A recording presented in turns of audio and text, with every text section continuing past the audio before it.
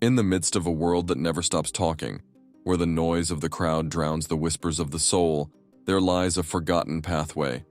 It's not one of solitude, but one of revelation. Today we embark on a journey, not to escape the world, but to explore the hidden chambers within ourselves. The ancient Stoics, with their astute insights into human nature, understood the value of being alone. But why, you might wonder, is solitude so powerful? To the untrained mind, solitude may seem daunting, even frightening. The constant chatter of society leads us to believe that to be alone is to be lonely. But the Stoics challenge this notion. They invite us to embrace solitude, not as a mere absence of company, but as a sanctuary where the soul can flourish. Let's embark on a journey through the Stoic wisdom to understand why solitude is not just a state of being, but a source of power. Picture a tranquil garden, the Stoic philosophers strolling and contemplating. In this serene environment, the first principle of Stoic solitude emerges: peace of mind. Seneca, the great Stoic statesman, wrote, "The time when you should most of all withdraw into yourself is when you are forced to be in a crowd." The Stoics believed that it's in quietude that we find inner peace, away from the cacophony of societal expectations and distractions. Now, let's talk about self-reliance, a cornerstone of Stoic philosophy. Epictetus, a former slave-turned-philosopher, declared, "We must make the best of those things that are in our power and take the rest as nature gives it." When we're alone, we're confronted with ourselves, our thoughts, our impulses. It's here in the solitude of our own company that we learn to depend on our inner resources, to trust ourselves. Self-reliance is empowering. It's the realization that you are your own master, capable of inner dialogue and self-sustenance.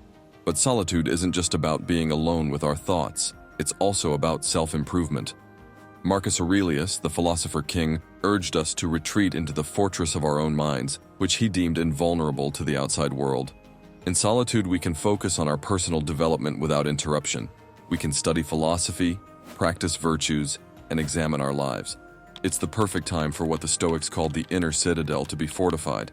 This idea of the inner citadel is not just a metaphorical refuge, it represents the core of our being, the part that can remain untouched by external events if we develop it with care.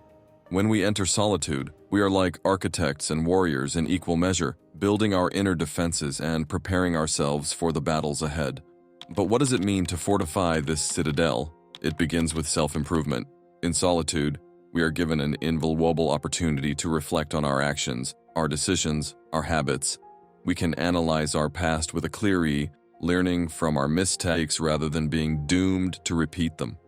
The Stoics were keen on practicing virtues: courage, justice, temperance, and wisdom.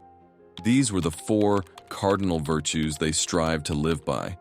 Solitude allows us to ask ourselves, how can we embody these virtues in our daily lives? Are we acting justly? Are we managing our desires and impulses? How can we make wiser decisions? In the stillness of being alone, the mind can better ponder these questions. Without the usual distractions, we can create a space for the kind of deep work that leads to real change.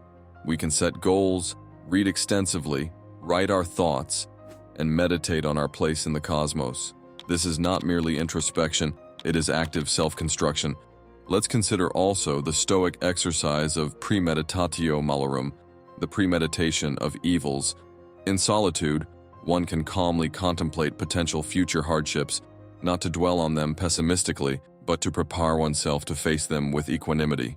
This preparation within the inner citadel makes us not only ready for life's inevitable challenges, but also appreciative of its gifts.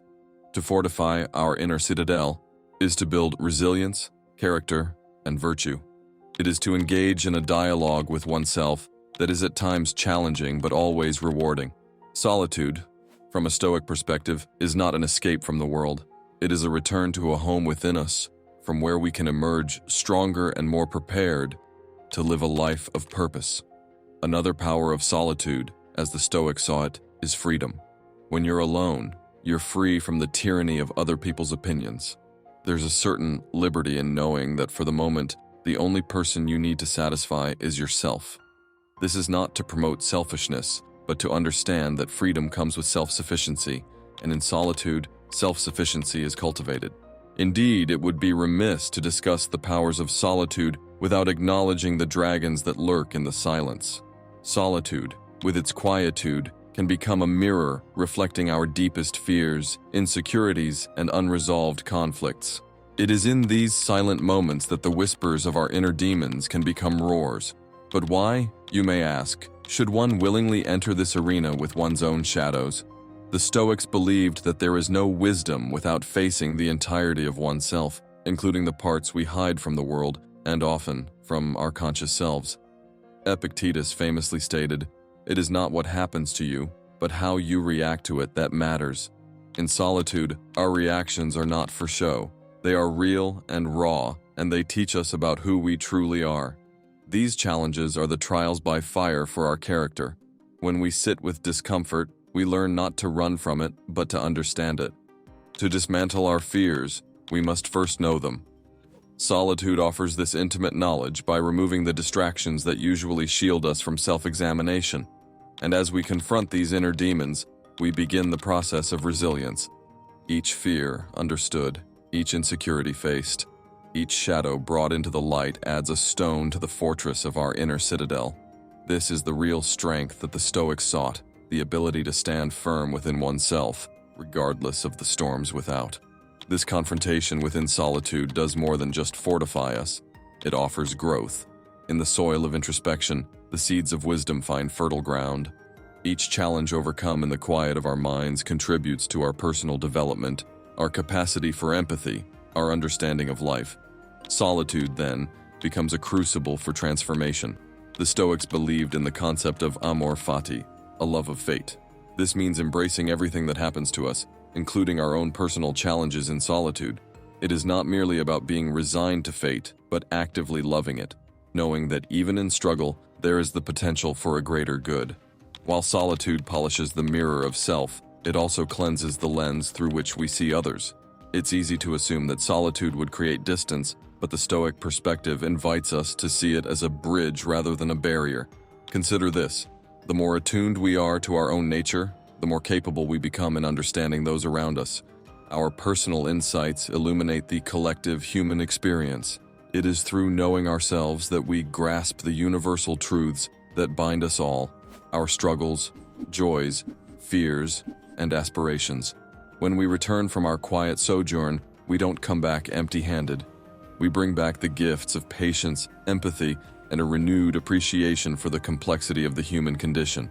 We find that solitude has not isolated us, but instead has expanded our capacity for deeper, more meaningful connections.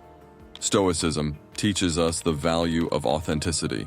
A person who has faced themselves in solitude does not wear masks. They do not need to hide behind pretenses. With a clearer sense of who we are, we engage with others from a place of sincerity and depth. We listen more intently, not just to respond, but to understand. We speak not to impress, but to connect. So, is solitude a superpower?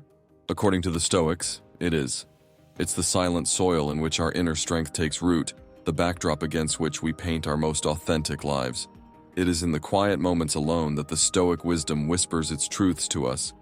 Embrace solitude, and you may find that it's not loneliness that greets you, but a profound power, the power of peace, of self-reliance, of freedom, and of deep, meaningful connection.